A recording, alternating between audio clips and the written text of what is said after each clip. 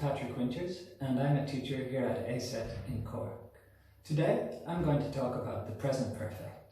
The present perfect is what we use to connect the past and the present. There has to be an element of both the past and the present. There are two main situations where we use the present perfect. The first is for life experiences.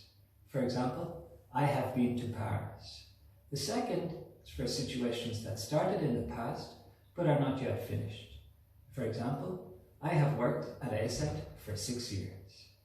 The present perfect consists of the verb to have plus the past participle. So, I have worked at Acet for 6 years. Have worked. For he or she or it, we use has. So, he has worked at Acet for 10 years. I have a tip for beginners that life experiences is the easiest way to start using the present perfect. So you could practice by asking people, have you ever? For example, have you ever been to Paris? You could talk about your experiences while here in Cork. For example, I have eaten in the English market, I have been to Fitzgerald Park. And send the videos to us that can be of you or you and a friend discussing things together. Thanks a lot for watching. I hope you enjoyed the video. Bye bye.